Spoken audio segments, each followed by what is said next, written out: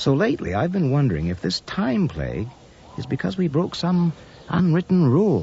What kind of rule? Perhaps we committed some kind of evolutionary crime when we left our planet and headed out into space. You mean we're being punished with the fugues? Possibly. But how could you ever prove any of this? All right, now it's just a theory. Come on, let's go back to the clinic. As they move along the highway, Franklin realizes he'll have to be careful. Slade's fugues should have become longer by now, yet somehow he's keeping them at bay. All that violent energy in his skull will one day push apart. Dr. Franklin, listen. What? Trippett is sitting up and alertly peering out the window. You're listening to the drama show. Used to be The Storyteller, just before the Wild Show, but it's become a sort of mix. It's pre-recorded. There's some of The Storyteller and Widseth and Dior from YouTube, previous events. Bit of news, some connection with the Wild Show and We Don't Know shows, which are waiting till the studio's more open. We can have more people in the studio, and the plays that make it a drama hour are mostly about the campus. So it's either the Fortress University, which is a dystopian take on the ruins of the Fortress University sometime in the future, or another sci-fi blended cafe, which is a sort of rom-com with bits of conversation in it about how the blended situation's going to work when people are only on campus some part of the year. Quite how that's going to work is one of the things we've got to talk about. Franklin pulls out the center drawer from his desk and offers it to Marion. This looks like some of Slade's work. It's the last shrine he built when he was a patient here. Why are you showing it to me? It's the blueprint of our joint space program. What are you talking about? Slade said that he and you were going to help me. I'll talk to you. Don't you want to help me? While Franklin stares at the contents of the drawer, he takes off his wristwatch and massages the raw skin on his forearm. Lying on surgical cotton in the drawer are a piece of lunar rock stolen from the NASA Museum in Houston, a photograph taken with a zoom lens of Marion in a hotel bathroom, her white body almost merging into the tiles of the shower stall, a faded reproduction of Dali's Persistence of Memory with its soft watches and expiring embryo, and a donor card bequeathing Franklin's brain. Franklin returns the hand of the stopwatch to 0. He has made a habit to do this every 15 minutes. That way, after the onset of a fugue, he has a reasonably exact record of its duration. He looks at the last pages of his diary. June 19th.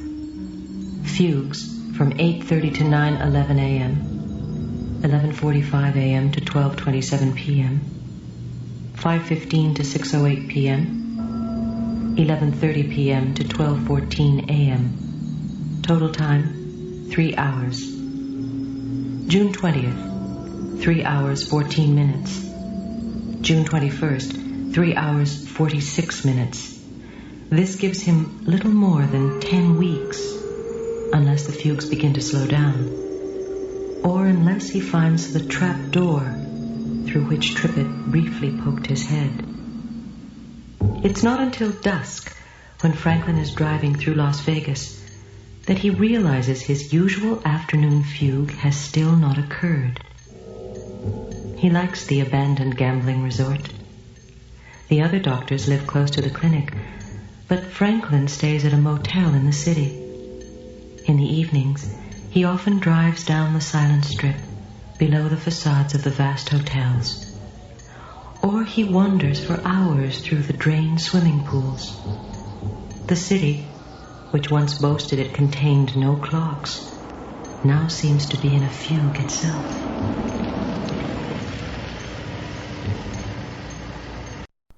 Because of an administrative error, this show is not going out on the 9th of July. It's going out on the 16th of July, though it's actually Saturday the 11th of July when I'm recording this bit. Other bits have been on YouTube in a playlist called Draft 9th of July. You may find it goes on like this as summer takes over. July, August shows will be pre-recorded and also stored away beforehand somewhere. So there will be something on a Thursday between 8 and 10, even if it's just the playout system through another administrative error or something. But Will789GB on Twitter if you want the very latest detail, though probably September it'll all come back together somehow. The time fugues, they may be over eventually. Meanwhile, we're still having a wonderful time. Amateur dramatics. Just between you and me, Mark, what exactly is going on? Well, without punching it up on the terminal, I can't say exactly. But off the top of my head, Ian and Audrey are off snorkeling in the lagoon. The Thorntons have, for whatever reason, opted for deep-sea fishing. And your wife is at the amateur dramatics. I'm not stupid, Mark, and I'm not blind. Look around. There are hotels as far as the eye can see, and beyond that, construction cranes are busy putting up more. What's it all for? Oh, for you. And for people like you. Everybody needs a taste of paradise, even if it's only for a few weeks. But our weeks are up. We should be back home by now. Have another Campari and soda. And if the sun's troubling you, I'd suggest you put on a hat. Ah, Mrs. Harvey, how did the scuba diving go this morning? February the 16th, Hotel Imperial. Dear Judith, 3 more weeks. Hysterical laughter in paradise. The English papers flown in here are full of it. No doubt you've heard that there's going to be a government inquiry. Apparently, instead of flying people back from the Canaries, the airlines have been sending their planes onto the Caribbean to pick up the American holiday traffic. So the poor British are stuck here indefinitely. I hope you've been popping round to look after my plants. There'll be nothing left of them but sticks. There are literally hundreds of us here in the same boat. The amazing thing is, one gets used to it. Oh, the hotel people are charm itself. They've pulled out all the stops, organising extra entertainments of every kind. Richard, of course, is taking it all with his usual lack of grace. I can't see why he doesn't get involved in something. I've joined an amateur theatrical group here at the hotel. We're putting on The Importance of Being Earnest. 106.8 FM. Some of the drama show is from the stories of J.G. Ballard, available on the Internet Archive. You can get all 6 of them there. They're about half an hour each, and we'll have a new one in each show, and little clips from ones we played previously. The stories of J.G. Ballard. Tonight, a question of re-entry.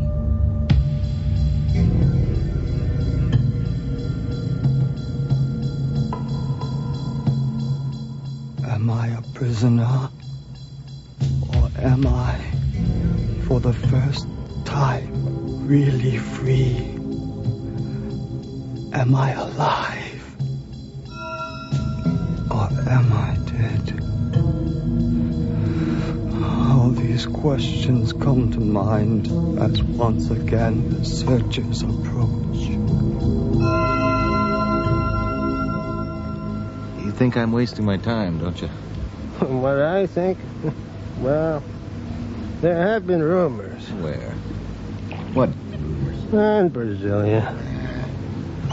Even your own agency thinks he vaporized. with the capsule during the final descent? I've heard that, sure. It's disinformation. It's mere camouflage to placate public opinion about the space program. I wouldn't be here if my agency didn't believe there was a chance to... Hey, look around you, Connolly. If our boat had an accident, and if you did manage to survive the river, how long do you think you'd last in the jungle? This is the Amazon. It doesn't like white men, even if they're astronauts. Or, UN investigators. Ah, so you admit he might have made it into the forest. Might. He might have crashed into the Bermuda Triangle. He came down here, Pereira. We know that. You're not the first one they sent up here looking. It's very funny, this search. Give the man a statue at the spaceport and get on with the business. You have a convenient sense of morality, Captain Pereira. Look, how would we get anyone to attempt these dangerous missions to the moon if every time there was an accident we just gave up and forgot about them? People will go to hell for who knows what reasons. I'm thinking of the man you'll be seeing soon at the mission. Riker. Does Riker have an official position at the mission? I mean, is he legitimate? We tolerate him. Why? He's maneuvered himself into a position of authority with the tribe. I don't know how. Well, someday we will establish a real mission here, don't worry. I thought you already had. Well, we tried it once. And? They moved deeper into the jungle. Why'd they come back? Riker. Mr. Riker, eh? I'm looking forward to meeting this Wonder Man.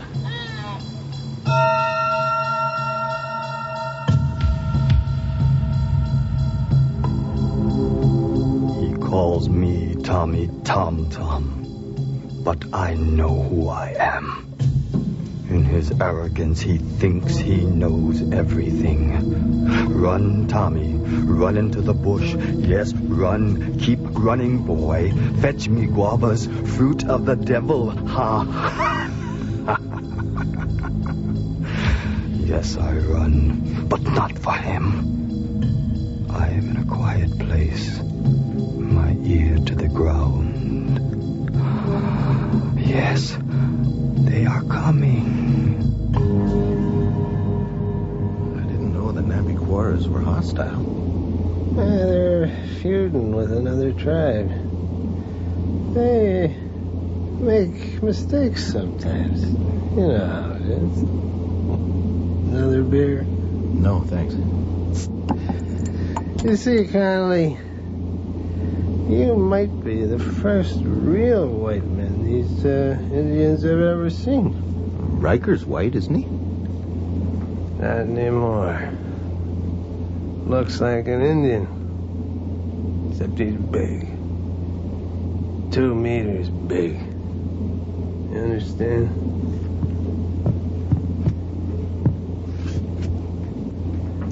You don't like this. What does he need a clock for? The only time that matters in this godforsaken place is geologic. He likes clocks. We all like something, Connolly. Right.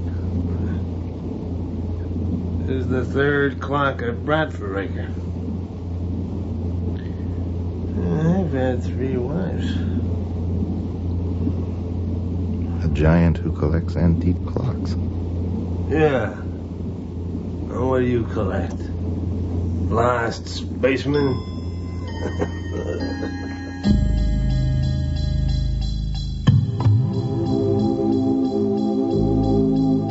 The big white boat has arrived.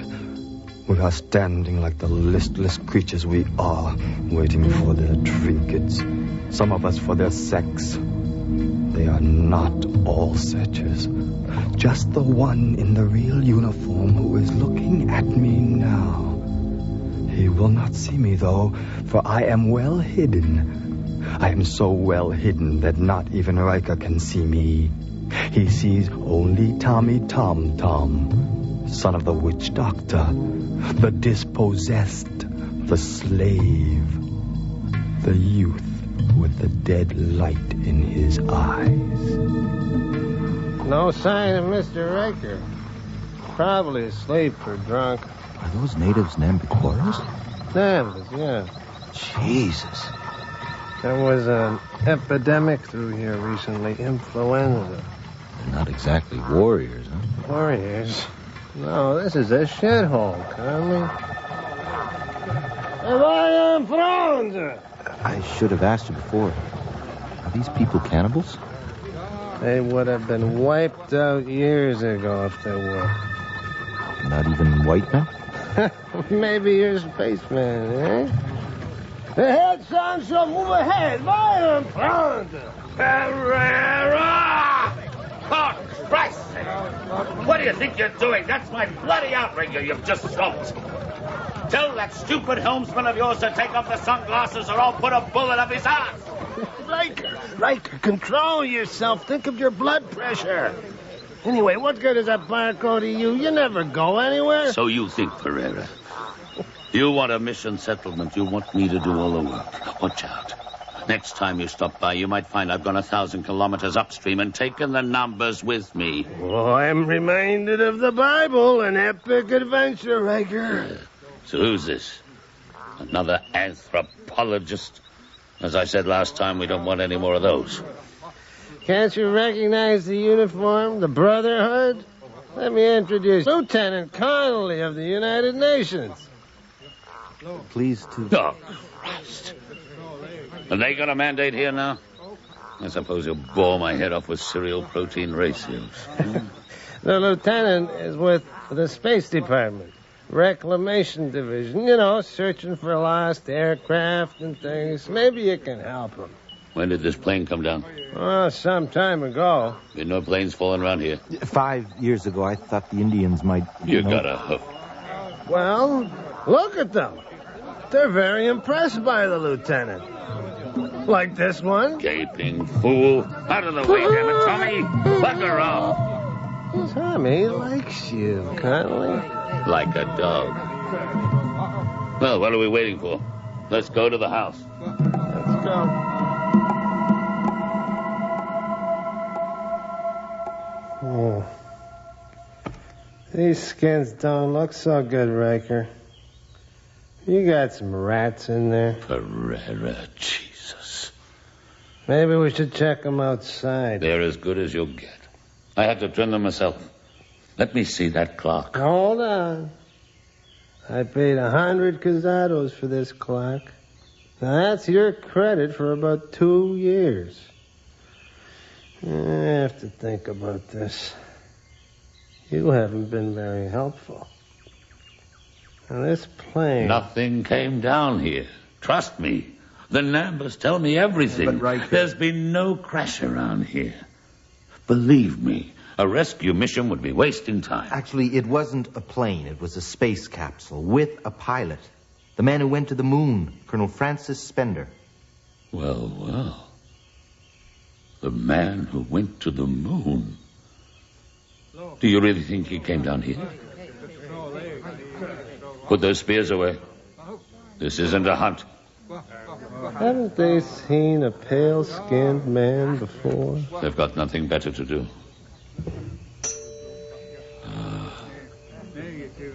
So this is the clock. Just a minute. I have instructions to assist my friend here. We must interview one or two of the local authorities. I am the authority. If they'd seen anything, I'd know. Since I've come this far, I feel I should make a couple of recons into the bush. You see, Riker, they've recalculated the flight path of the final trajectory, and there's a chance he might have come down further along the landing zone. Here, say.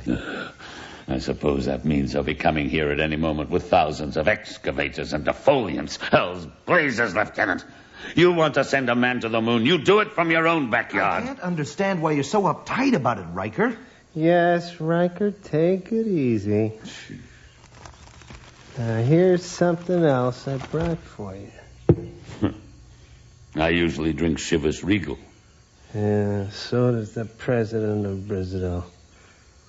Look, we'll be gone in a couple of days.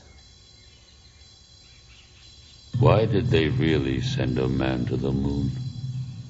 You mean military or political reasons? Neither. I mean the real reasons. Well, I suppose you could say it was the natural spirit of exploration. You believe that? The natural spirit of exploration. Christ!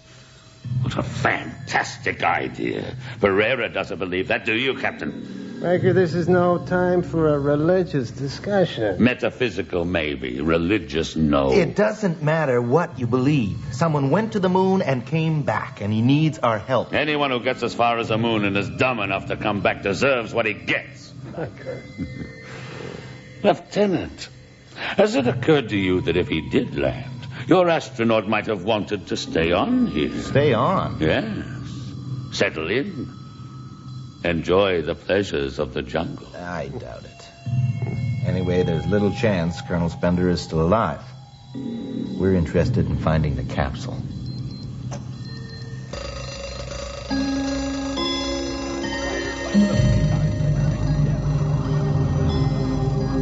The searcher is not so stupid. It is Riker who is stupid. He thinks he is concealing something. Something. The secret to his magic. But there is a stronger, more secret magic he knows nothing about. It lives within the number like a child within the woman. I am not a prisoner. I go where I want. Now, I want to follow the searcher who walks like a god.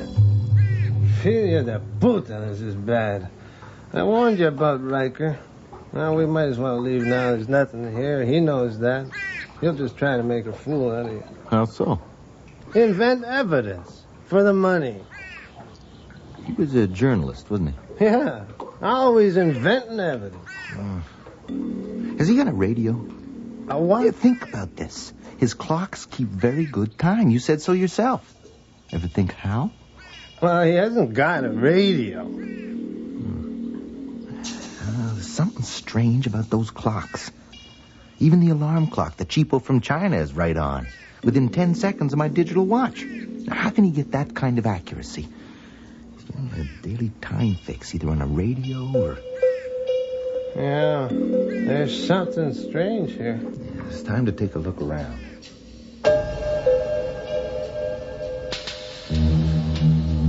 Even gods are confused by the jungle, it seems. He talks to the trees. He talks to his hand. He talks to the air. Perhaps he is talking to other gods. His skin is luminous like a fish in shallow water. And he has better magic than Riker. He wears his magic on his wrist. I've tried to negotiate for it, but he thinks I am blind and dumb. Perhaps I am. But I have seen things no man has ever seen.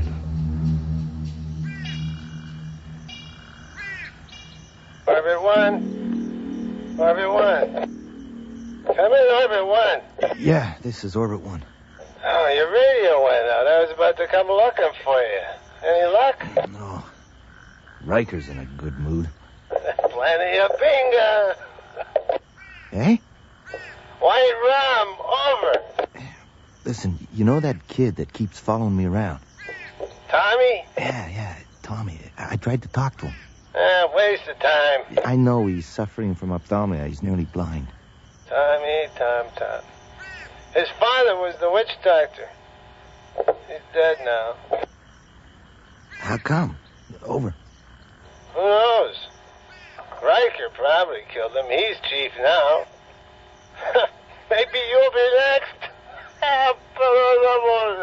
I need another drink. One thing, though, I saw this hill. It's about 30, 40 meters high. Do you know it? Over. What about it, Over? Well, the Indians are sitting on it in a circle, all dressed up. They've got their spears and feathers. They do that. But why? I don't know. Maybe they're preparing to attack. Well, I'm going back. Over now. Orbit 1 to River 1. Over. Yes, Orbit 1. I'm on the hill. There's no sign of the Indians. Good. It looks like a burial mound. Forget it. These tribes don't bury anyone. Anything else? Magnolia grove. Oh, yeah, some guavas. Did you eat some? Yes, they're a bit sour. Don't eat too many. Why? Are they sacred to the Nambas? No way. You might have an unexpected bowel movement. Over. Thanks, River 1. Over and out. Watch out for the Nambas, Orbit 1. I said they've gone. Get your hands off my equipment. What do you think you're doing? No, I want to ask you some questions. Don't I? I mean, what?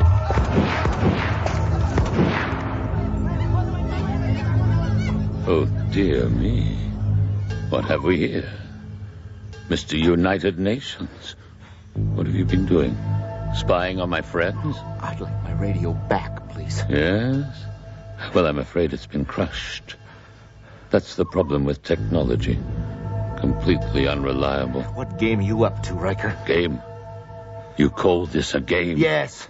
Running through the forest with a pack of savages. What else could it be? You're a fool, Connolly. The jungle has its own logic. Sure. Do you see this? Another toy. This is a monitoring device. Just before your friends attacked me, I got a reading. A reading? Of what? I think you know. Do you have a reading now? No. Your friends have also broken this piece of equipment. You're very lucky they don't understand English. Are you threatening me, Riker? If so... Be careful, my friend. The Nambas are cannibals. That's nonsense. Pereira said... Pereira? What did he say? He wouldn't admit to a thing like that. Bad public relations. What are you up to? I'm conducting a religious experiment. As I said, the jungle has its own logic. Lieutenant, here you are. I'm nearly in time to say grace.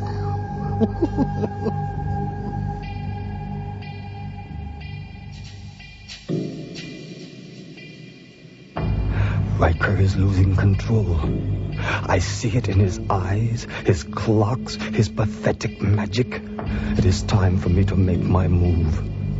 We are watching the sky, but are confused by the God who walks among us. Riker says that the time of revelation is near.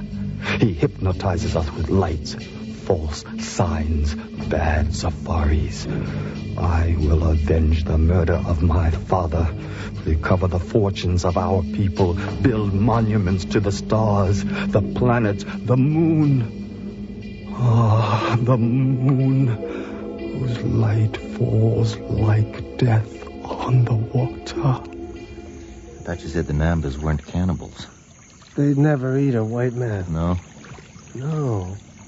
It would defile the tribe. I'm glad I was safe. What were they doing on that hill? Waiting for someone. Me? Another spaceman. They're a cargo cult, Connolly. That's their religion. They're lazy, but they're materialistic. They just sit around waiting for stuff to fall out of the sky, and Riker encourages it. Cargo cult. You know what that is, no? Yes, I do. Some South Pacific tribes worship crude effigies of World War II aircraft. So you're saying the Nambas are using the space capsule as a cargo cult? Where is it? I don't know. Buried in the hill, maybe? Yes. And the astronaut, Colonel Spender? I don't know. I'm going to check out Riker's room. Be careful.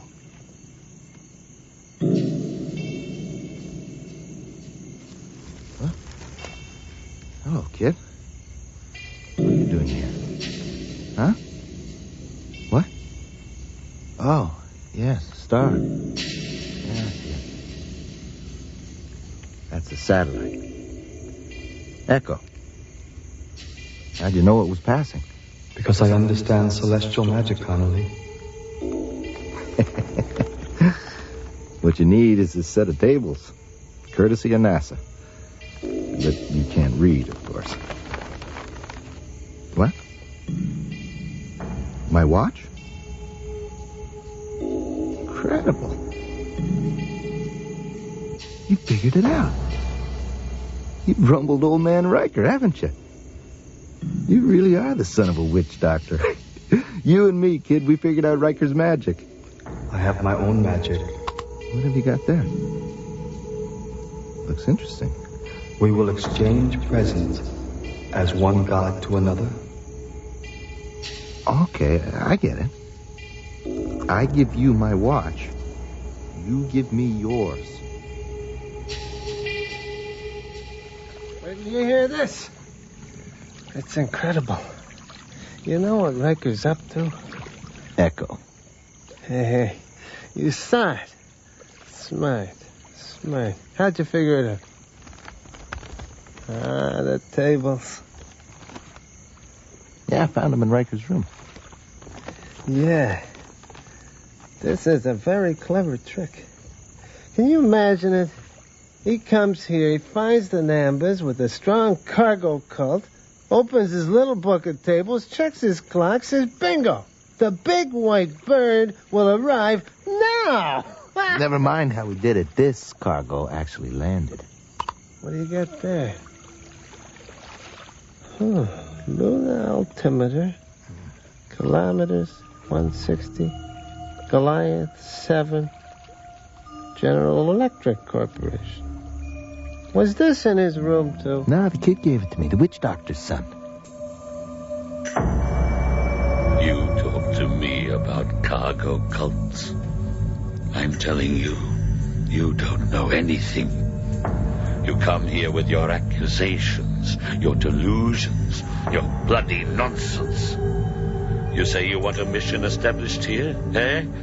You want to give my friends religion? I tell you, the jungle has its own logic. You don't know anything, any of you. You think you're in the real world out there. Nonsense. Bloody nonsense. The great powers, the Western technocracies, Let me tell you something. The entire space program is just a symptom of an unconscious malaise afflicting mankind. Here, in the jungle, where the unconscious is manifest and exposed, there's no need for these insane projections. Your capsule, your space capsule, sir.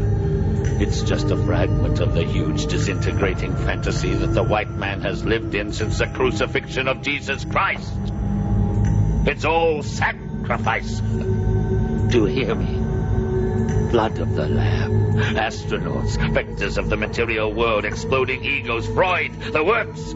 It makes me sick to think about what you idiots are up to. You hear me? So don't moralize to me. Don't talk to me about space. I know what space is. Well? He admitted it. Yeah, he had no choice. Without his little book of satellite tables, his life here would be unacceptable. What about Spender? The Nambas got him. Riker said he could do nothing to help him. That's a lie.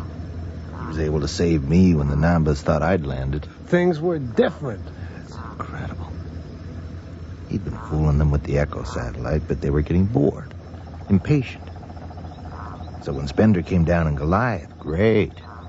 Because now the Nambas will watch Echo and wait for the next landing forever. Exactly. Sancho! Soltero, cabo! Connolly! You've got my box of tricks there! Connolly! Connolly! Damn you, sir! Captain, what actually happened to Colonel Spender? He said the Nambas wouldn't eat a white man. They eat their gods.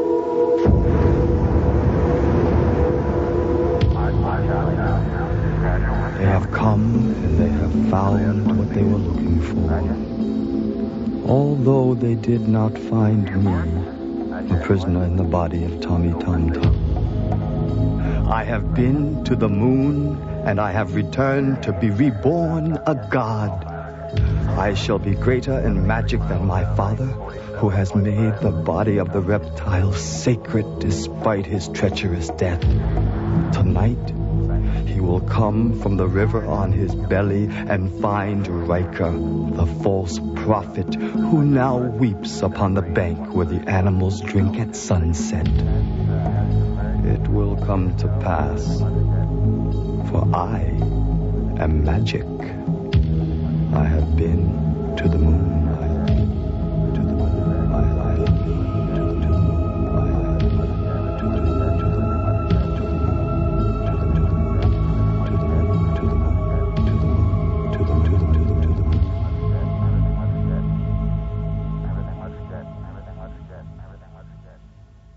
A Question of Re-Entry by J.G. Ballard, dramatized by Lawrence Russell, starring Graham Campbell as Riker, Geza Kovacs as Pereira, Elliot McIver as Tommy, and Ron White as Connolly. The series script editor is Sandra Rabinovich, casting consultant Beth Russell. Original music was by Timothy Clark. The recording engineer was Glenn McLaughlin, sound effects by Kathy Perry. Production assistant, Nina Callahan.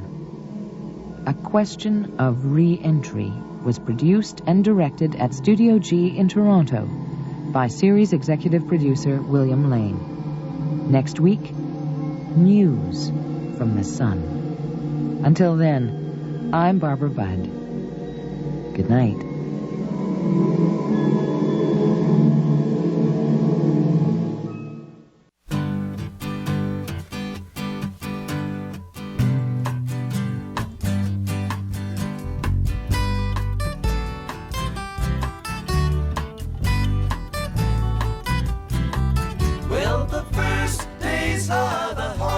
Days, don't you worry anymore.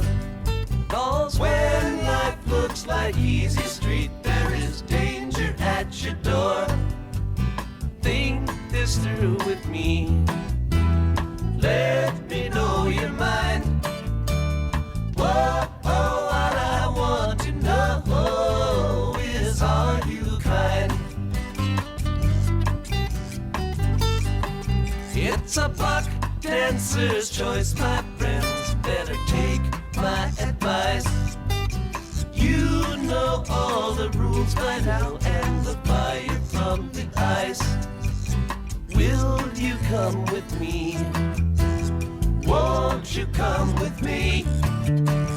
Whoa, what I want to know, will you come with me? Goddamn, will I declare, have you seen the like?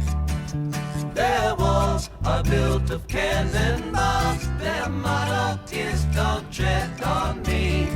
Come here, Uncle John's bed, playing to the tide.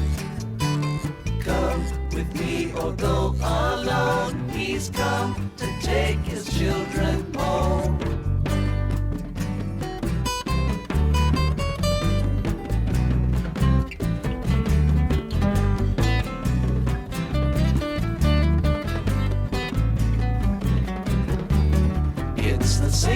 story the crow told, it's the only one you know. Like the morning sun you come, and like the wind you go. Ain't no time to hate, barely time to wait. Whoa, oh, what I want to know, where does the time go? I live in a silver mine, and I call it Beggar's Tomb. I got me a violin, and I beg you call the tune. Anybody's choice, I can hear your voice. Whoa, oh, what I want to know, how does the song go? Come hear Uncle John's band by the riverside. Got some things to talk about here beside the rising tide. Come hear Uncle John's band playing to the tide. Come on along and go alone. He's come to take his children home.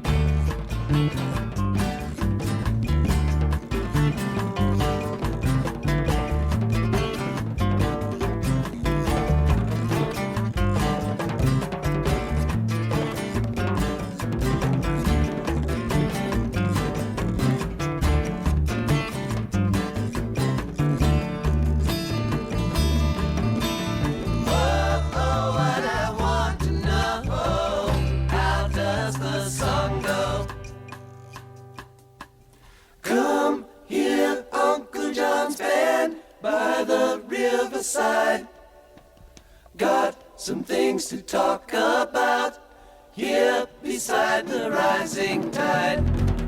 Come hear Uncle John's band playing to the tide. Come on along and go alone. He's come to take his children home.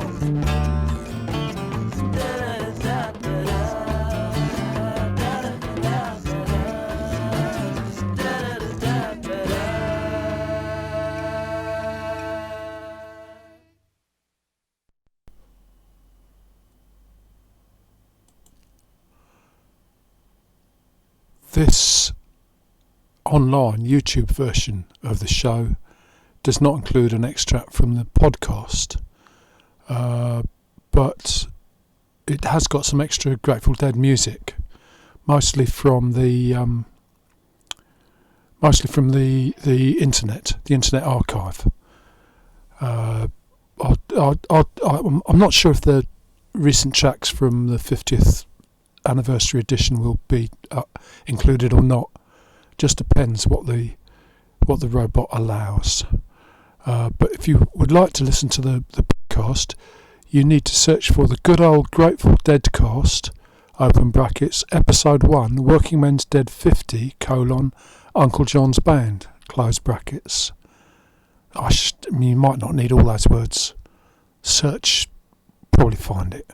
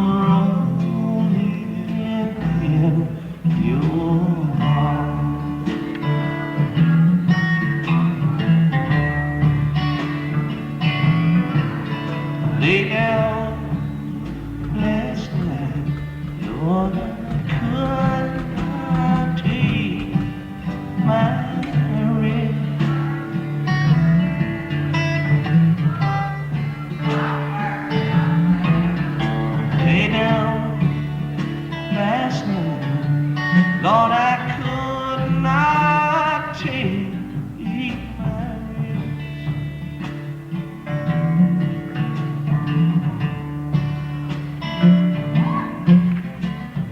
My mind was wandering like the wild geese in the wind.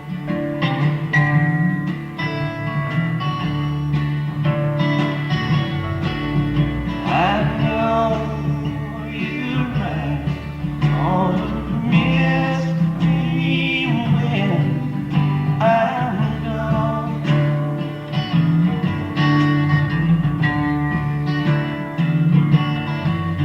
I know you right. Oh, miss me when I'm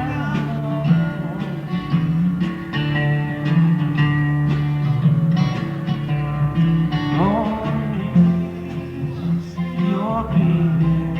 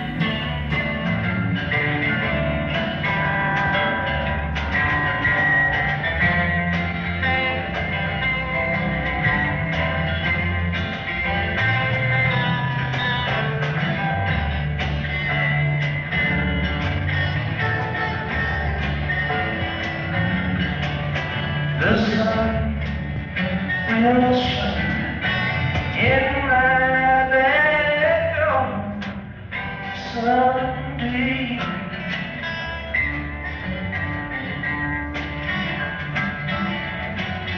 The sun will shine in my bedroom someday.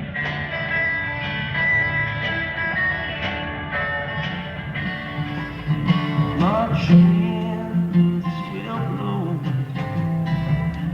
all my train.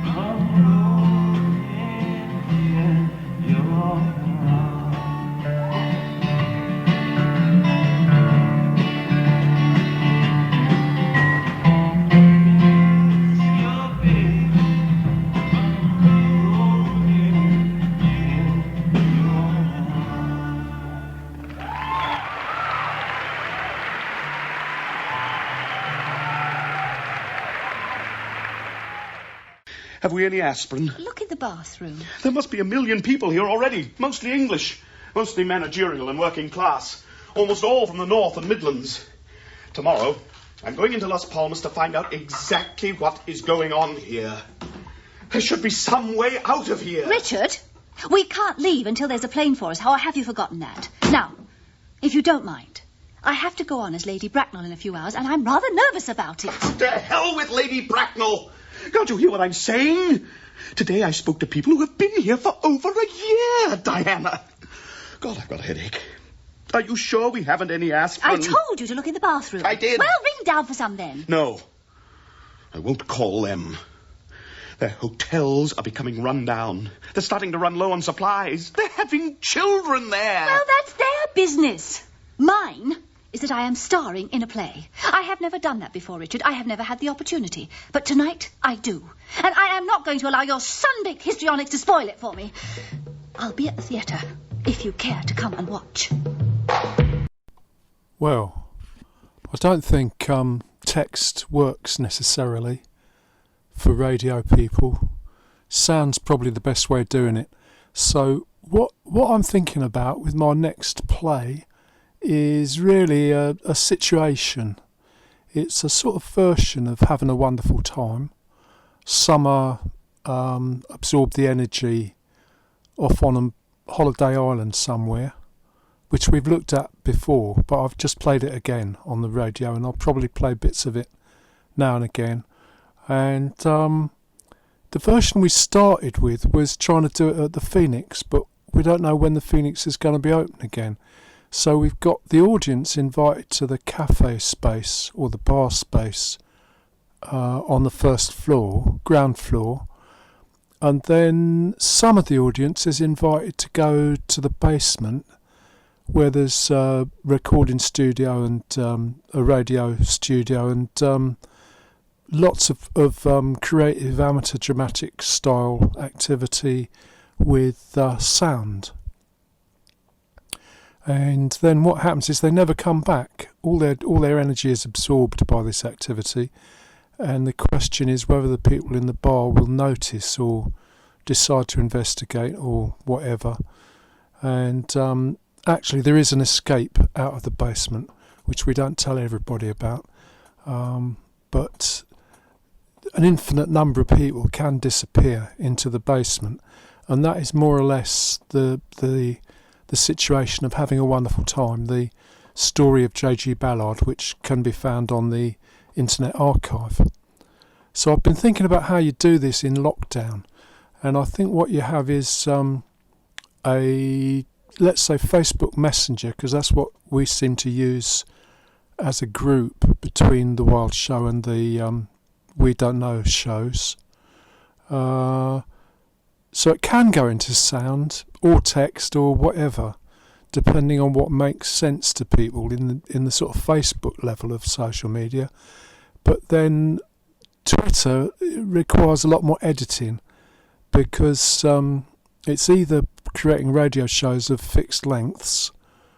We'll start with half an hour. 2 hours is definitely far too long, but if anybody's got half an hour in mind, that would be enough probably. But Twitter is down to sort of 3 minutes or 2 minutes or a minute and a half or something. But anyway, the point is, once you get into the sound editing, it probably will take as long as you want it to take, and it'll have the same effect as amateur dramatics Having a Wonderful Time. And the storyteller can get involved as well, if he can get rid of the buzz on his phone. A community radio station for the city and beyond. Franklin sits on the end of the bed, staring at the cigarette burns in the carpet. He thinks of the rotating blade that had devoured the darkness. He can still see the propeller's silver lassos spiraling out into the night as the plane disappeared among the hotels. His fugue had begun after he tripped and had lasted almost an hour. Marion is pretending the fugue had not occurred, but when Franklin came to, his skin was ice cold. You're listening to the drama show. Used to be The Storyteller, just before the Wild Show, but it's become a sort of mix. It's pre-recorded. There's some of The Storyteller and Widsith and Dior from YouTube, previous events. Bit of news, some connection with the Wild Show and We Don't Know shows, which are waiting till the studio's more open. We can have more people in the studio, and the plays that make it a drama hour are mostly about the campus. So it's either the Fortress University, which is a dystopian take on the ruins of the Fortress University sometime in the future, or another sci-fi blended cafe, which is a sort of rom-com with bits of conversation in it about how the blended situation's going to work when people are only on campus some part of the year. Quite how that's going to work is one of the things we've got to talk about.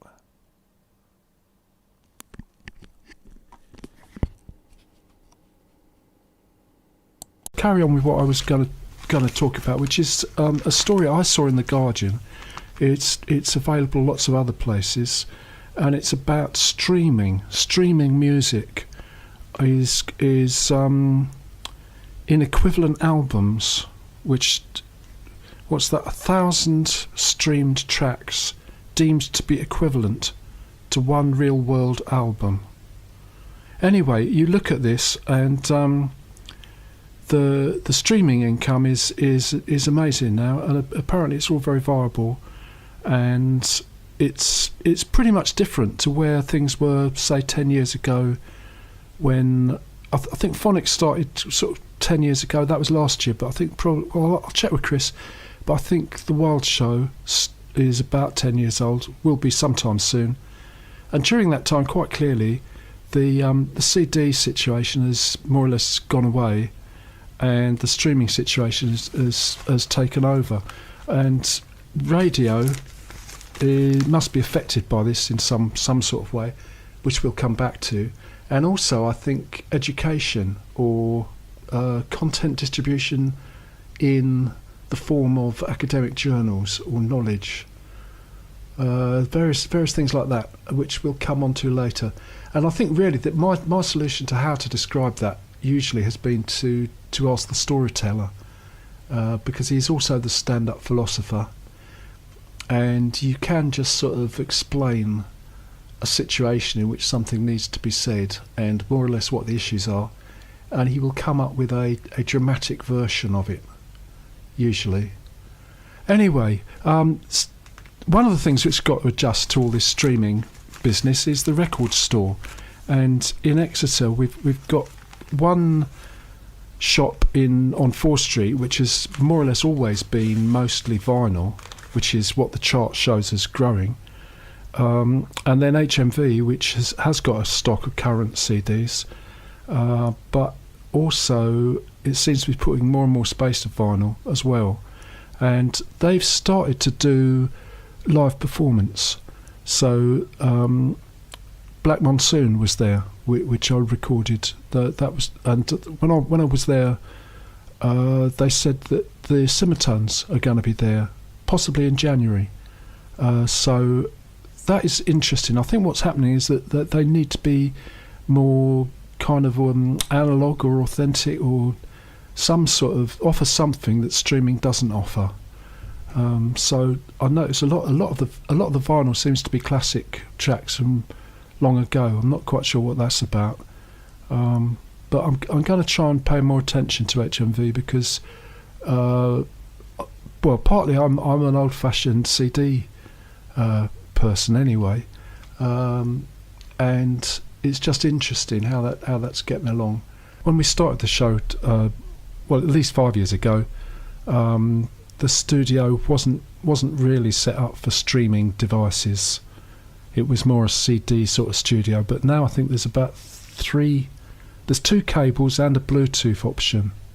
That's apart from the computer that has quite good bandwidth. I say that I'm about to test it. Should be all right. I think it's all going to work. Dionne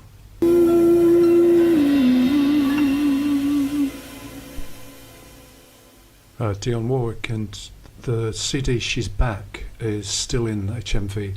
I think there's only one copy. It's been there a long time. The price this year is still the same as last year, but there is another CD hidden away in there called Now, which is reworkings of classic tracks, and the She's Back has got some old tracks as well, but a lot of new tracks, and that's just an example of what seems to go on with the compact disc. Some of them are now quite cheap, quite reasonable, and then there's a few which the price is there for dedicated fans or something, which I think is a mistake, because I think if it was all reasonably priced, like the Christmas one, the Dionne Warwick Christmas one was okay sort of price, and that seemed to go. So I don't. And what am I saying? Go and have a look anyway. If you can find the one copy of She's Back and Now, coupled together at an expensive price for one. I'm going to go on like this. HMV is arguably an endangered sort of phenomenon, and I think it contributes something, even in the age of streaming, that we seem to be in. Anyway, now I'm going to play an advert for a MOOC course. When JD is back, which I think will be next week, we talk about the MOOC, and I'm going to go to Lancaster for a conference in March about the platform university. I think they're going to be quite negative, or critical at least, about the platform university, because the online streaming world is regarded as commercial. It's not really coming from an academic base. But why that is another question, I think. But that's how it all seems to be looked at. But that's at the Story Institute, which is in the town of Lancaster. It's in the city centre sort of area. So it's a sort of equivalent of the Phoenix, which this is. Phonic FM is in the basement of the Phoenix in Exeter, and round the corner from the Story Institute in Lancaster is the castle, which is a much more substantial castle than we have in Exeter at this time. It's still got very strong walls, and it was a prison. It's no longer a prison, I don't think. I think it's more a visitor place. But I'm interested in the idea of a fortress university as well. Peter Horrocks, who was Vice-Chancellor of the Open University, he more or less had to resign, I think, because he was putting far too much money into FutureLearn and closing down buildings, regional support centres, which is all quite arguable, but I think that possibly was a case for shifting priorities away from buildings. When JD's back, and maybe with Chris at some extent, we'll go on a bit about student accommodation and why there's so much of it still being built in Exeter especially, or maybe everywhere, I don't know. There's a lot in Lancaster as well. But it just does seem odd that if the online world is reaching education, which it might be, why the building is still going on when Exeter can support maybe 2 record shops, not more than that, doesn't seem, and maybe not that many. We don't know how that's going to go. Anyway, all I'm suggesting is we look at the music scene and the university scene or the education scene as if there's some sort of connection.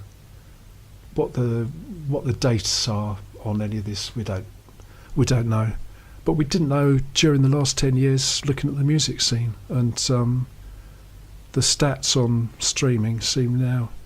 Anyway, that we've been into all this. This is on. You can find this on YouTube. Lancaster Castle and Northern English History: The View from the Stronghold. It's an advert, but I think it's worth considering.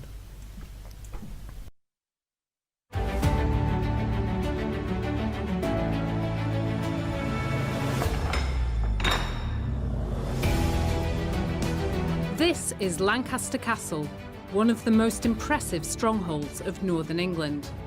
From Roman times until the present day, this site has dominated northwest England and played a key role in political and social history. In this course, we use the castle as a way into the history of northern England. We look at famous incidents in the area's past, as well as hidden histories, all the time accompanied by the castle's exceptional buildings.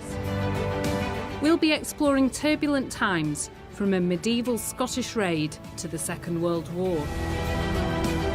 We'll encounter famous monarchs, including Henry IV of England, Robert the Bruce of Scotland, and Her Majesty Queen Elizabeth II. We'll hear about figures prominent in social and cultural history, such as the prison reformer John Howard and the author Charles Dickens. We'll learn about the people who were incarcerated here, such as the notorious, yet wretched, Lancashire witches and German prisoners of war during the First World War. I begin the story before the castle, with the Roman forts on this site, and I trace the castle's role through the turbulent medieval period. I will then be joined by colleagues from the Department of History at Lancaster University. Dr. Stephen Pumphrey will tackle Lancashire after the Reformation, a time when witchcraft accusations emerged against a backdrop of religious tension. Dr. Chris Donaldson will explore Lancaster Castle's appeal to 18th and 19th century visitors and the changes in attitudes to life inside the prison. Dr. Corinna Penniston-Bird will trace the history of the castle from the First World War to the very present, ending with the transformation of the site from a prison to a heritage destination. Along the way, we'll be joined by other experts in the castle's history. Join us for a fascinating journey through 2 millennia of northern England's history, viewed from the stronghold of Lancaster Castle.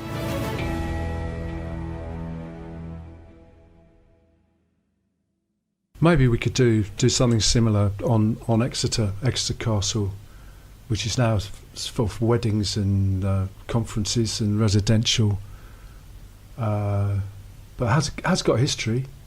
So maybe we could fit something in with that. But what I'd like to do is think about the Fortress University, because Lancaster Castle's also been used for conferences, lectures about the history of free speech, the witch trials, the Quakers, all kinds of events there. And I have now found the video I was thinking of. It's called Beyond the Lancashire Witches, Writing and Freedom. It's uploaded to YouTube by Lancaster University in 2014. And I don't know why they don't use the castle more often as a venue for video. It really makes very good use of the location. Well worth a look. Beyond the Lancashire Witches, Writing and Freedom. So if you sort of go back to what Peter Horrocks was going on about, the idea of the Fortress University is something that can be freed up a bit by moving it online, make it more open. I think maybe you can imagine a Fortress University at some point in the future, and I've been thinking about that when visiting Kendal, because Kendal has got a castle that's definitely a ruin. Maybe we've got ruined castles in the southwest somewhere. Could do it. This is where I want to talk to the storyteller when I eventually locate him. I'm sure he's. Last year, one of the times I came in early to cover, he actually turned up. This was in the summer when the festivals are going on, and I'm not quite sure where he is. But anyway, the Fortress University, the Platform University, and what happens at some point in the future as fiction. Obviously, it's a sort of science fiction, but using castles, ruined castles, as a backdrop. If anybody's got any ideas, to get in touch. I'm Will789GB on Twitter, or the Wild Show, which is going to start quite soon. has got a Facebook page, or WENOTNO, the We Don't Know show, which is often on a Wednesday, more or less every other Wednesday. That's on Twitter as well. July 11th. A dangerous fugue today, and what may have been another attempt in my life by Slade. I set off for the clinic, but I went only a mile before going off the road. I came to in the parking lot of an abandoned shopping center, surrounded by a crowd of staring faces. In fact, they were mannequins. Suddenly, there was a volley of gunshots. Fiberglass arms and heads were flying everywhere. Total time lost, 8 hours, 17 minutes. I wanted to say a rom-com. I didn't really realise Wood Stephen Dior did well, perhaps it isn't a rom-com as such, but anyway, I was thinking about that, because what I thought I would talk to the stand-up philosopher about, that's another guy's, if you on Twitter, stand-up thought would be something philosophical about what a university is, with the background, the setting of a ruin, a fortress university sometime in the future. It's a sort of science fiction about the future. The reason for this is that I don't think the universities are putting all their energy or all their resource into online platforms at the moment. So FutureLearn doesn't get the sort of backing it might do.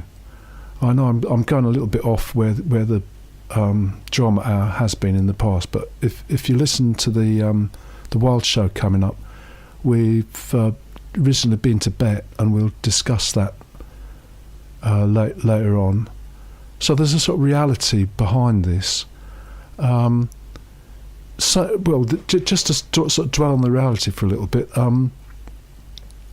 Peter Horrocks, a lecturer at Durham a couple of years ago now, about the Fortress University, talking about how it could be a lot more, universities could be a lot more open if they were online, and various advantages of that.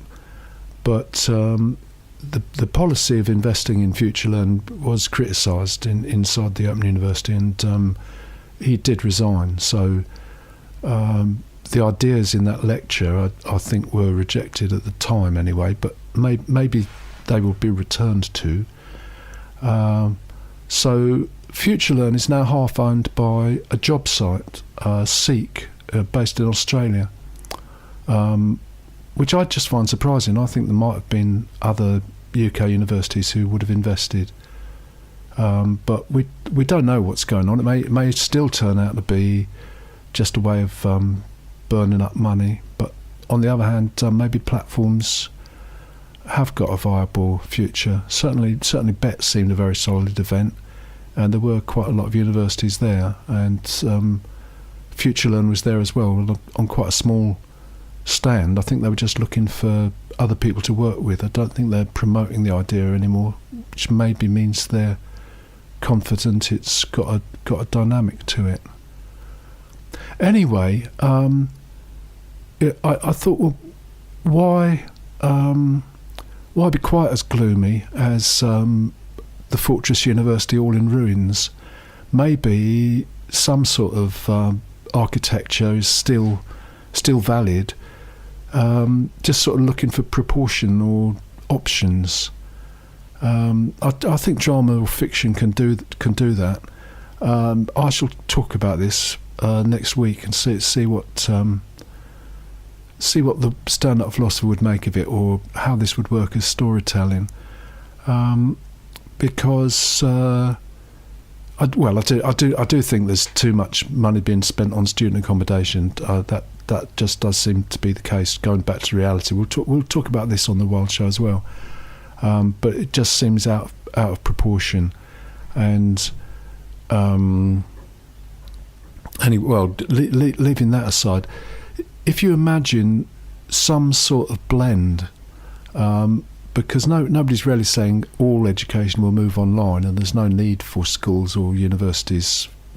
Just forget about it. People are talking about some form of blended learning, and so taking the St Luke's campus, just because it's closest to where I live, and thinking about the cafe in Waitrose, could be any sort of cafe, as another sort of study venue maybe, and the student accommodation which is going to be all around it. I think the ambulance is going to go, which, by the way, I mean, I'm sure they can get an ambulance to Habitry from wherever it's going to be from, but it's quite a good idea to have ambulances somewhere. But anyway, student accommodation is all being built, so maybe in the future there's some sort of combination of distance and actual courses learning, which would involve lots of people moving about. So they'd only be in Exeter or on some other campus 2 weeks in every 3 months, or every other weekend, or some sort of variation on online and reality. So I think maybe this will work, because the reality of the storyteller is being very, very mobile. They might be in Exeter in some sort of sense, or they may be imbued for the winter. And obviously Love Struck, I don't know what Love Struck's going to be about. It's on the 8th, St Catherine's Priory. But I'm sure we'll learn next week. We will be told what that's about. But it might involve it's a whole series of relationships of people who only meet occasionally in real space, but spend a lot of time online. I don't know quite how it would work, but that would just be an alternative future for where the Fortress University is going to go. I think, by the way, just back to reality, I think the St Luke's is slightly going in a fortress direction, because there is a turnstile on the library now. You can go to the library on the other campus, but I think that one is sort of shut off to casual passers-by. Anyway, next week I shall start raving about all this sort of thing to the stand-up philosopher, and it will be transformed into fiction, which is what this show is all about.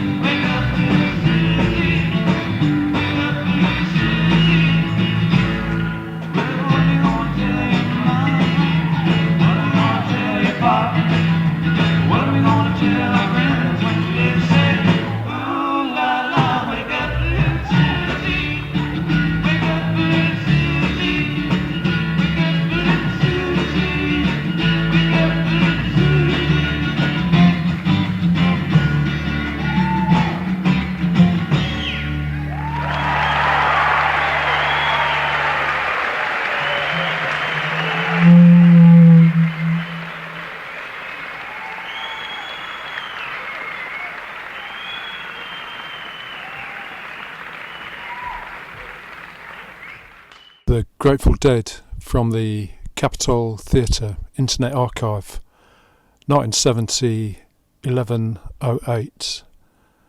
And now I'm going to try and rethink this as a rom-com. Basis for cafe discussion. Blend Cafe 25 would be the hashtag for it. Not at all sure about this. How to think about this. Cupid and Psyche. There must be a plot in there that could be reworked. This is from the Respect Festival, Whitsuff and Deal Theatre. So unmentionably lovely that everyone said the reason she couldn't find a boyfriend was the goddess of love herself, Aphrodite, could not risk her falling in love. But that did not stop people talking. But Psyche here was actually the love child of Aphrodite and Aphrodite's wrinkly old father. And that made Aphrodite wild. Oh my God, have they seen her father? What are they thinking of? That's just ridiculous. They must have forgotten what I look like, these idiots. And so it was she called upon her beautiful son, Cupid. And Cupid flew down with his bow and arrow, meaning to catch Psyche. But he was confused by her beauty, and his arrow slipped and went right through his heart. And from that moment, he loved Psyche with a passion. And all Aphrodite said was, "You idiot! I don't believe it. Your arrow pierced your own heart? Sorry, Mum." And she sent him away. Get out of here. But Cupid could not forget Psyche. And Psyche could still find no lover, for Cupid would not allow her to fall in love with anyone else. And so it was her father did what Greek fathers do at that point. He banished her, forcing her to go up to Mount Kythera, telling her, "I want to see you never again, for you cannot do what daughters must do. You cannot get married." And so poor old Psyche went up to the top of the mountain, and there was the god of love, Cupid, waiting for her. And Cupid kidnapped her and took her to his magical land, where she lived alone, served by day by animals that could talk. And at night, Cupid would come to her, and she would know he was coming by the smell. For she was not allowed to kindle light, for fear the god of love, goddess of love, would see them in the bright light. And Psyche learned to love his coming, although at first she feared it. But she grew lonely, and so she asked that her sisters might come, and against his better judgment, Cupid sent them. And his sisters were so wildly jealous. They said to Psyche, "How do you know? How do you know your man is no monster? If you've never seen him, he might be a dragon. Who knows who comes in the night in the dark? Who knows?" And they gave Psyche a candle. And so upon the night they left, Psyche turned the candle full on Cupid, and Cupid was revealed in his naked glory. And as Psyche saw him, Cupid's mother saw Psyche, and she burnt Cupid up. And Psyche found herself back in the castle of her father, but her father made her into a servant, and she worked as her servant, while her sisters thought, my, there are lovers to be found on Mount Kythera, better than lovers we know. And so in quiet they kept up the mountain. And so in storm the Thor fury struck them and devoured their soul. And poor Psyche was set upon the ways of the world. And she wandered. And she did what any priestess could do at those times. She went to the nearest temple, the temple of Ceres. But she came into that temple, and the priestesses said, "Oh, we We cannot feed ourselves any longer. All the grain stores have gone. And they said that there must be a monster dwelling down there in the grain stores, for all the grain was gone. But if you can find out what it is that's the problem and help us, we will be so grateful. And so it was that Psyche went down, and she saw there was a great nest of ants. And she moved the ants and put them outside the temple. And then Ceres, the great goddess, appeared to her and said, "Oh, my child, you have helped my priestesses. I am so grateful to you. But I cannot help you. Only in the smaller matters.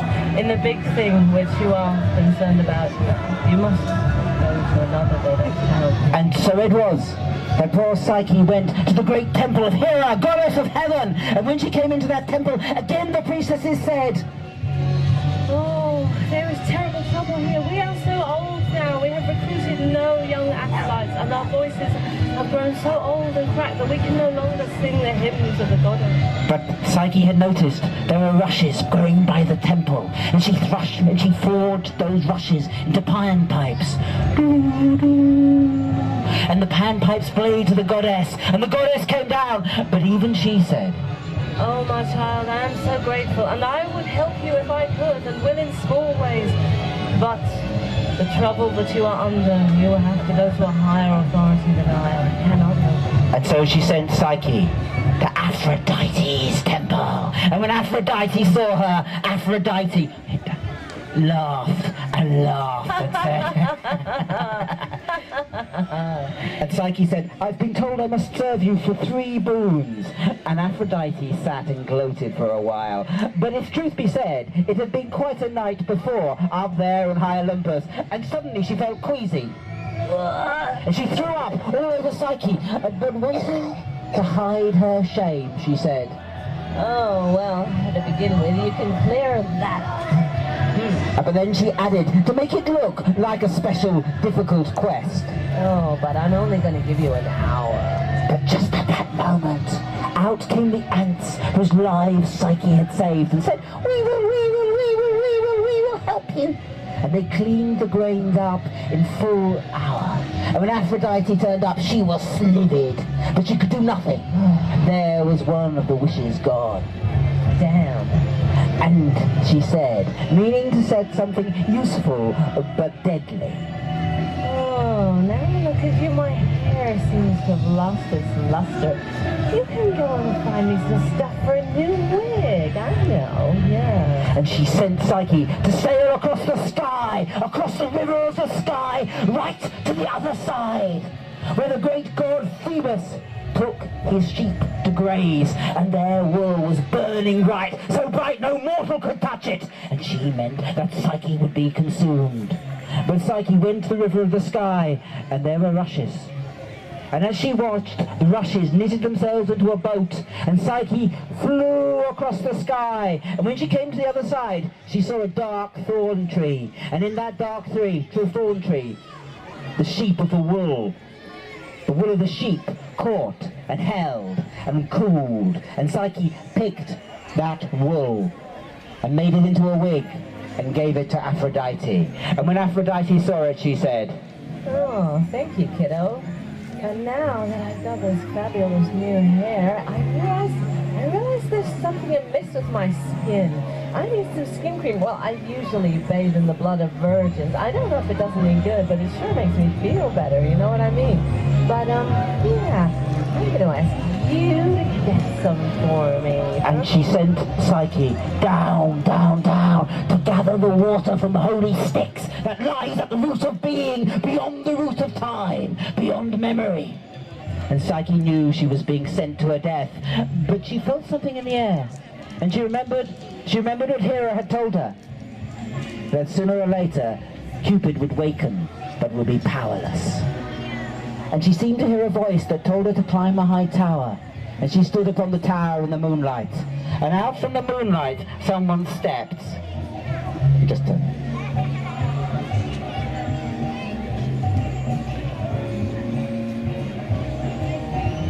with horns like moon and a necklace, and said, "I am Diana."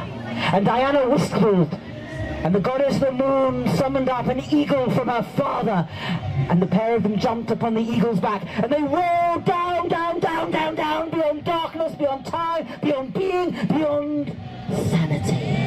And there were the giants, all in fury, and came and leapt, and while Diana fast shot arrows at them to slow them down, Psyche gathered the water from the sticks, and they flew back to Aphrodite. And when Aphrodite was given the water and they rubbed it into her skin, she grew young and beautiful, but still lacked that certain je ne sais quoi. And she said, Well, now I look pretty good, but looking at you, I realize what I've really lost is my allure, my unique je ne sais quoi. I think I might know where it went, but who's going to get it for me? And Psyche, although this was one request too many, knew she had no choice, but where could she go? And so it was Aphrodite sent her down into the underworld. And Psyche, again despaired, went up to the tower, but as she came up to the tower, someone was waiting for her, saying, I've been given payment. It was Charon, the ferryman of the gods.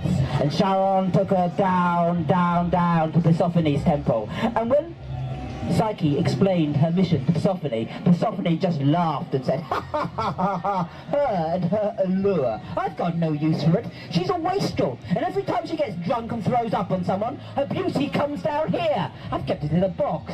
I have all of Aphrodite's dark beauty in this box. You can take it if you like, but don't open it. Because Aphrodite's dark beauty is her own concern. You cannot open the box!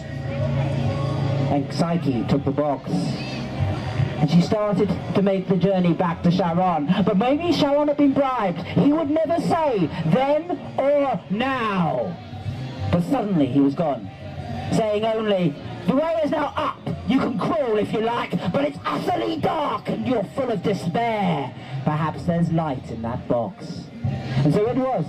Psyche tried and tried and tried. She tried and tried and tried to clamber and clamber and clamber and clamber and clamber and clamber and clamber her way back up. But do you think she could? Every time she did, without the light, she tumbled down and down. And in the end, in despair, she reached and opened the box. And suddenly all Aphrodite's dark beauty burned her up. But seeing that from heaven, Cupid realized his love had been consumed, and that made him free. And he flew down and gathered what he could of her spirit, of her soul, in a net made by his foster father, Hesperus, a net made for Aphrodite's true hair. And he gathered it and took it to heaven.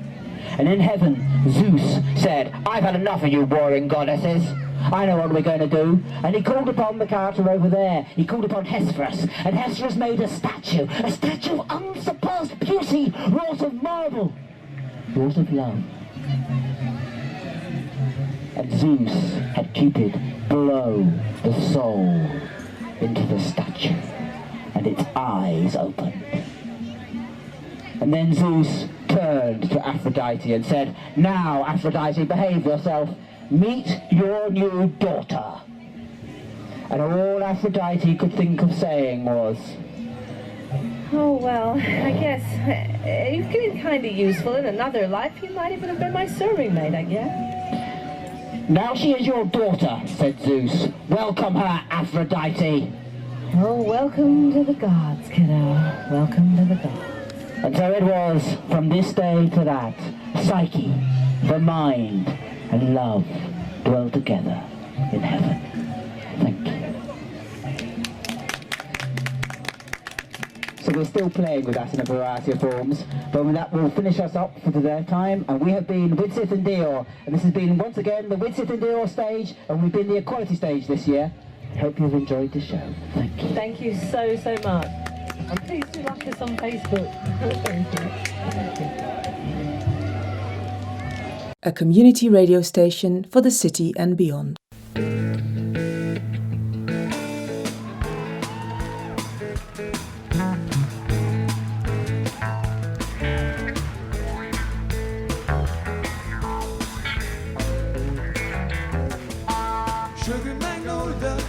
whistles booming, pets all empty, and I don't care. So my baby down by the river knew she'd have to come up soon for air. Sweet blossom, come on under the willow.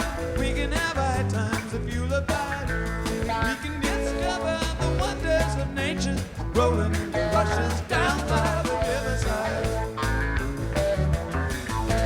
She's got everything delightful. She's got everything I need. Take the wheel when I'm seeing double. Plays my ticket when I speed.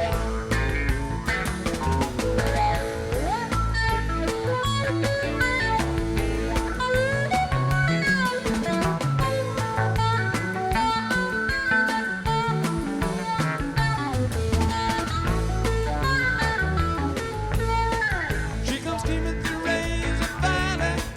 She can wait in a drop of dew. She don't come and I don't follow. Waits backstage while I sing to you. She can dance a Cajun rhythm, jump like a wedding, four-wheel drive. She's my summer love in the spring, fall, and winter. She can make happy any man alive. Sugar magnolia, ringing that bluebird. Woke up in sunshine.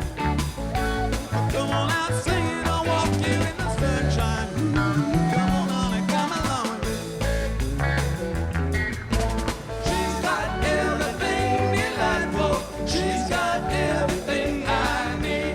Peace in the pines in the summer night, moonlight, crazy in the sunlight, yes indeed.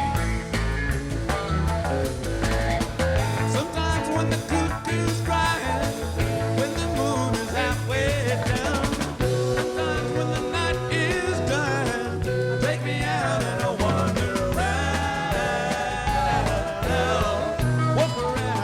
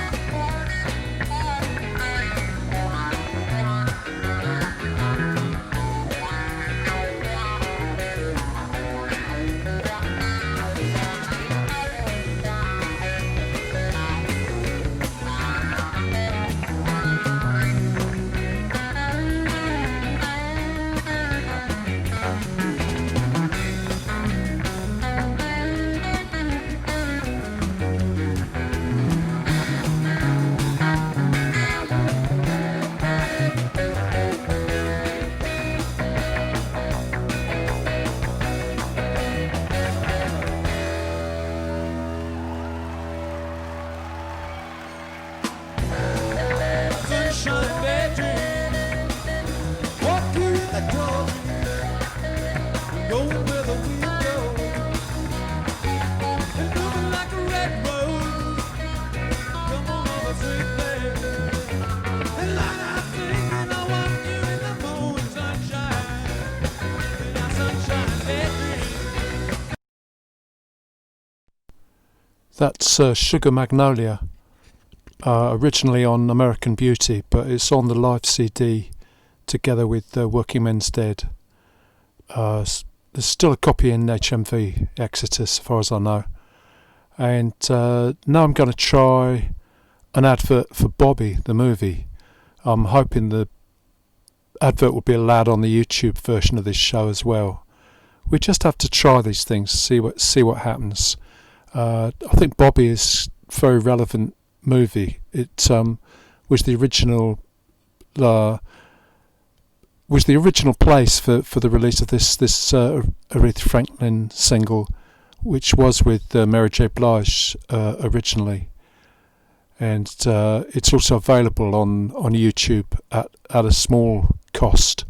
So we'll see if the advert's going to survive.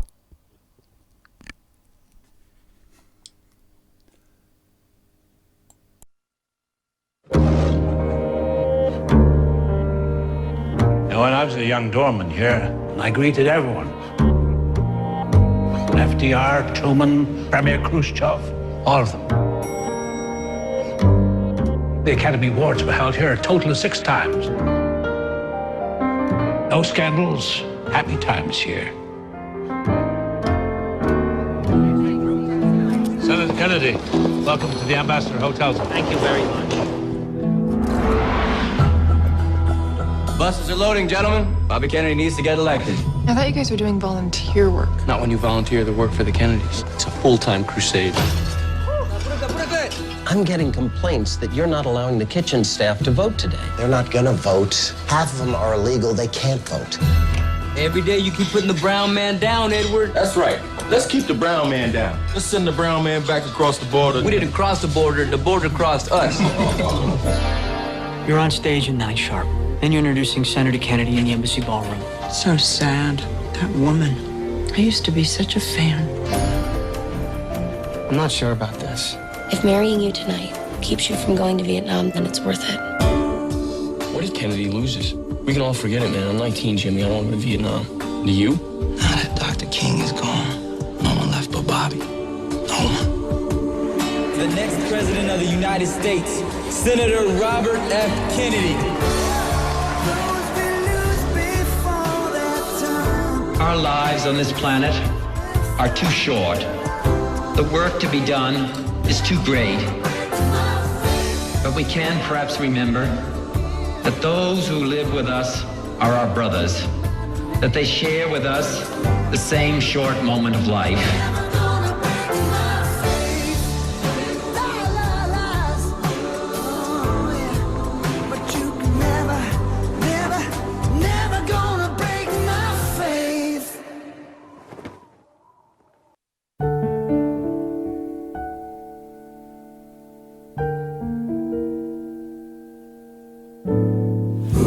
My Lord, I have read this book so many times,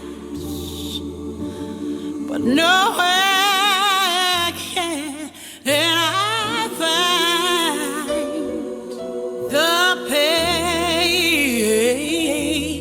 that says what I experienced today has any grace. Now I know that life was meant to be high, and that's how I learned to appreciate my God. Though my courage may be tried, I can tell you I won't hide, because the footprints show you are by my side. You can lie to a child with a smiling face, tell me that color ain't about a race. You can cast the first stone, you can break my bones, but you're never gonna break, you're never gonna break my faith and hope and yours to give. Truth and liberty, a mind to live, steal a crown from a king, breaking angels' wings, but you're never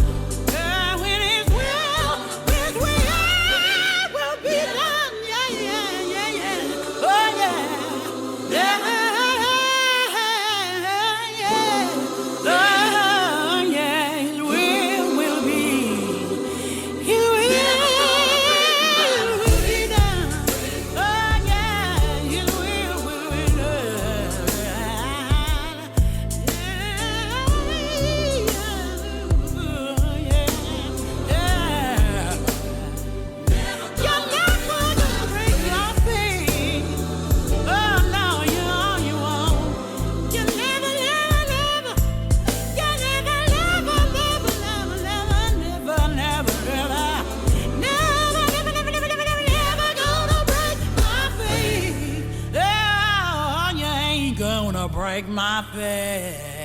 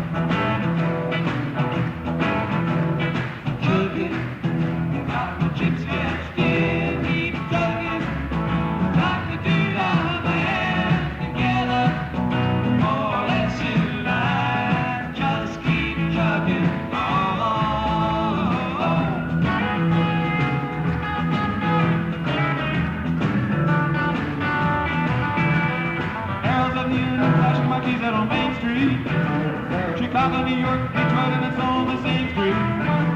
Your typical city involved in a typical daydream. Hang it up and see what tomorrow brings. Dallas, got a soft machine in Houston. Close to New Orleans and New York.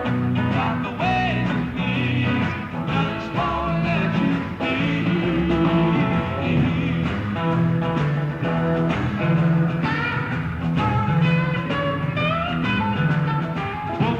You meet on the streets of your true love.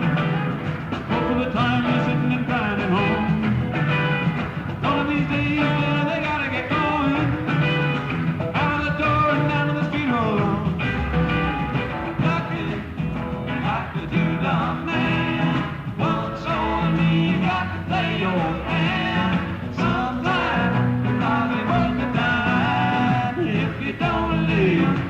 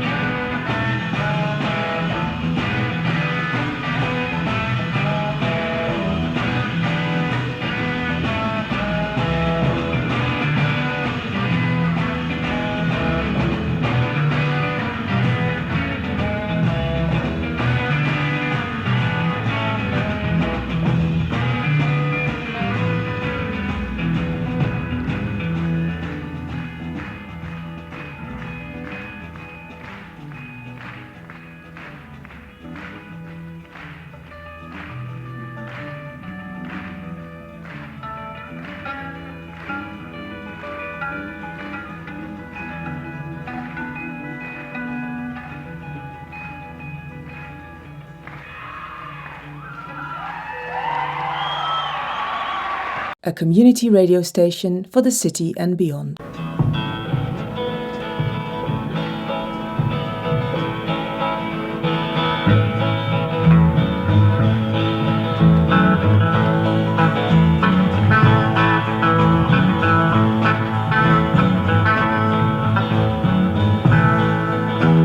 I promised you a trip to the moon, but all I've got is my thumb for to hitchhike. I told you I had a Rolls Royce saloon, but all I've got is an old pair of feet. I'm sorry, Cecilia, for making you cry, for telling you lies. I'm sorry, Cecilia, oh Cecilia, I miss your blue eyes, Cecilia, I don't want you to cry.